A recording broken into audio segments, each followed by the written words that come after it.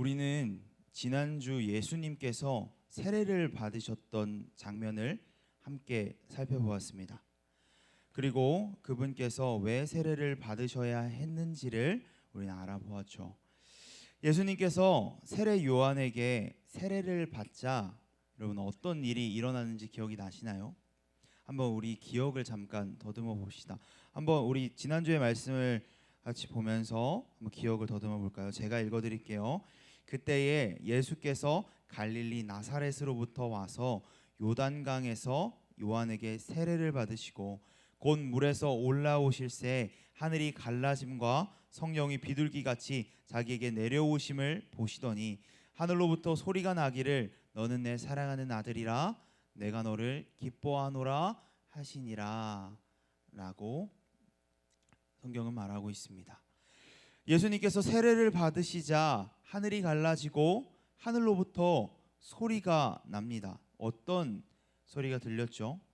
너는 내 사랑하는 아들이라 내가 너를 기뻐하노라 라고 말씀하셨습니다. 여러분 사랑은 무엇입니까? 여러분이 생각하는 사랑은 어떤 것이에요? 어떤 것이 사랑이라고 이미지를 가지고 있습니까? 사랑이라는 감정을 표현할 수 있는 무수한 상황과 장면은 아마 많이 있을 겁니다. 그렇다면 우리는 한번 상상을 해봅시다. 먼저는 뜨거운 여름날이지만 너무 좋아서 손을 잡고 걸어가는 커플이 있습니다. 여러분 어떤가요? 이것은 사랑일까요? 걷다 보니 너무 더워서 벤치에 앉게 됐어요. 그런데 남자가 여자를 위해서 손수건을 펼쳐줍니다. 여러분이 생각했을 때 이것은 사랑인 것 같나요? 남자는 더운 날씨 속에 잠시 쉬어가니 땀이 식기는 했지만 목이 말라오기 시작했습니다. 그러자 남자가 잠시만 기다리라며 근처 편의점에서 음료수를 사왔습니다. 남자의 이마에 맺힌 땀방울을 여자는 조심스럽게 닦아 주었습니다. 여러분 이 장면을 상상해 보건대 어떤가요? 이 모습 속에서 여러분들이 생각하시는 사랑이 있으신가요?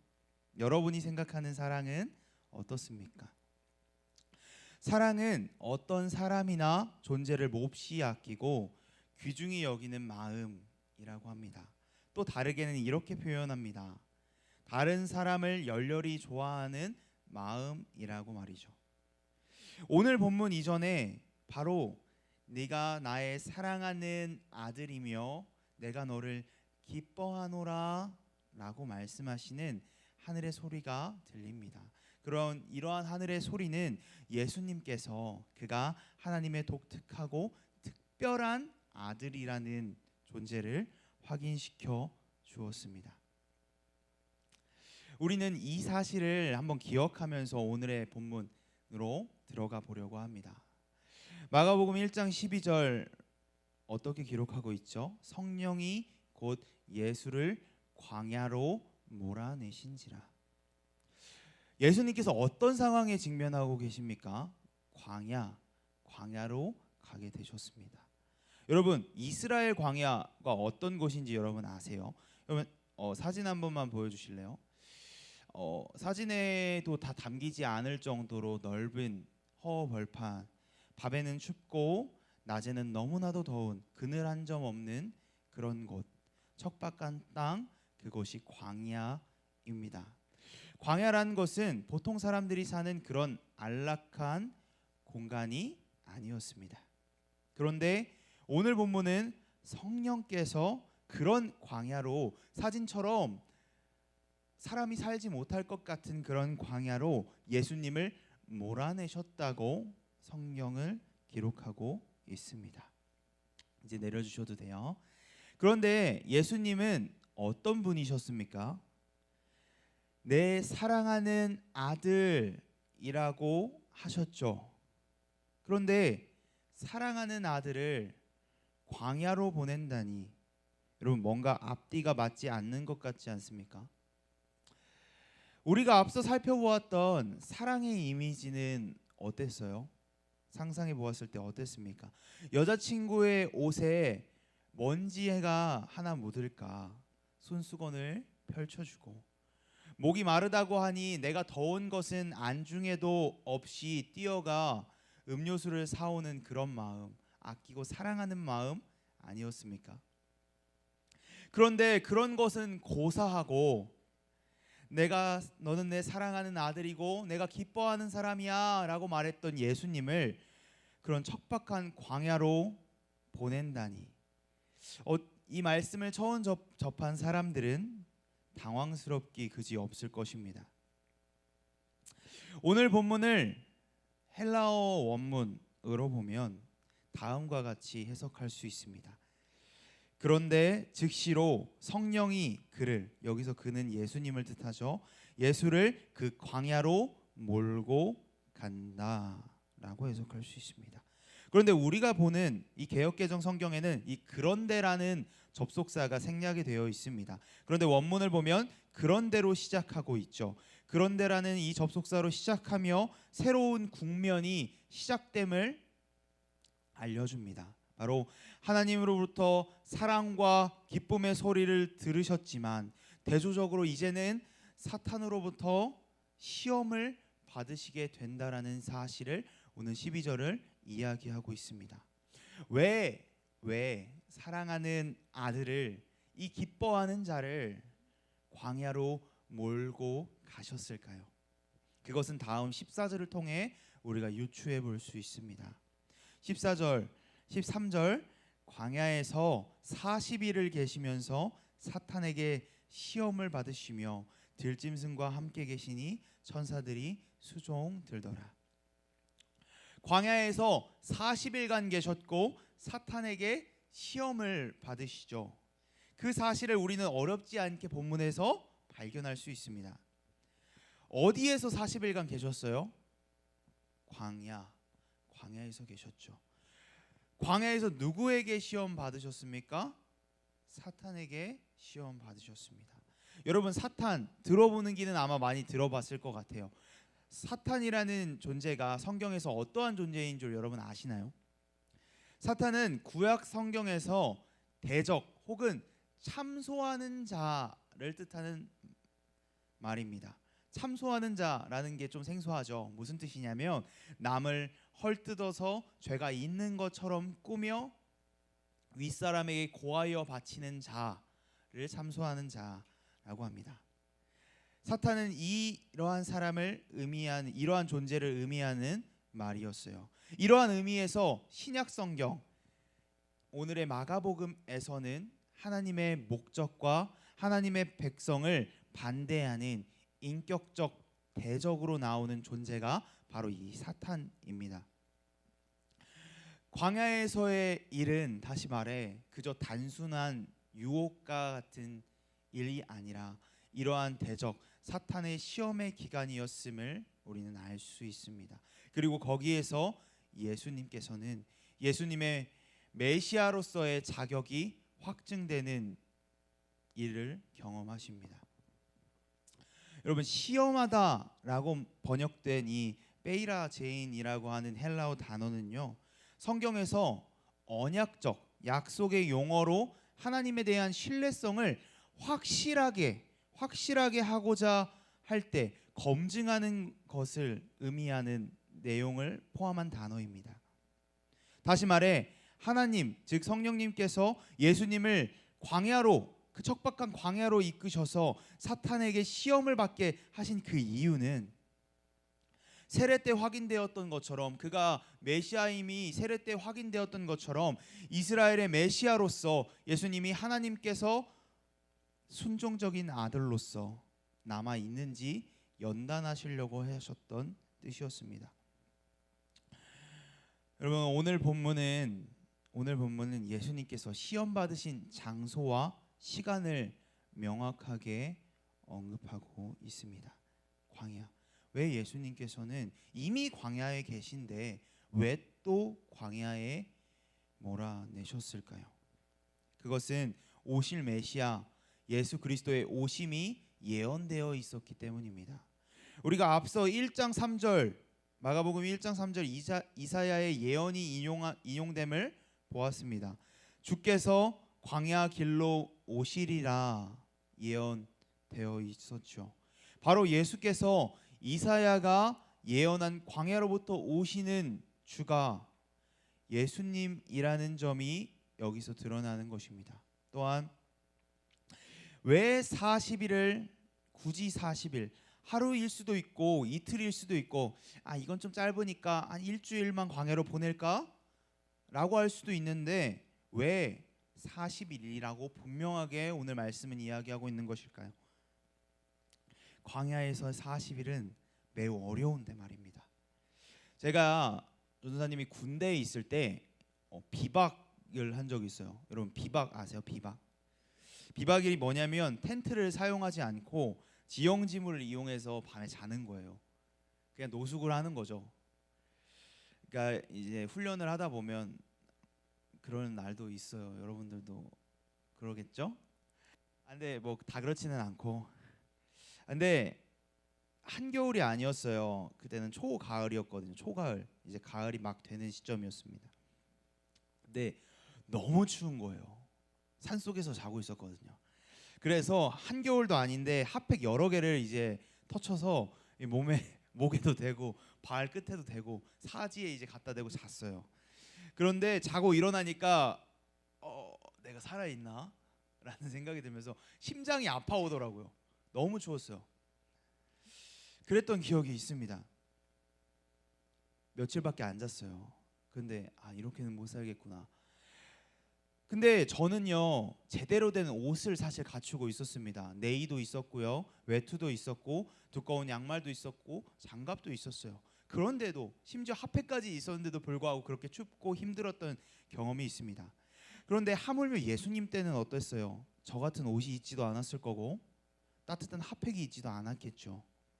그런데 그런 곳에서 40일 동안 계셨다는 것을 생각해 보면 참으로 왜 40일을 있게 하셨을까라는 사실을 우리는 생각하게 됩니다. 그것은 이스라엘 백성들이 40년간 광야의 여정과 유사성을 가지기 때문입니다. 이 40년 광야의 여정이 무엇인지 모르는 지체들이 있을까? 간단하게 한번 설명하고 넘어가죠.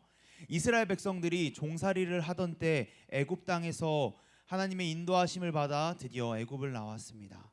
그리고 홍해를 건너 모세와 함께 시내산을 도착하죠. 그리고 그곳에서 모세가 40일 동안 하나님의 말씀을 받습니다. 그런데 모세가 없는 동안 하나님이 원치 않던 행동을 했던 그들에게 하나님께서는 40년간 광야에서 거룩한 백성이자 제사장 나라로서 소명을 받았던 이스라엘 백성들을 시험하십니다. 그들의 결과는 어떻게 됐을까요? 우리가 잘 알고 있는 것처럼 그들은 결국 실패하고 맙니다.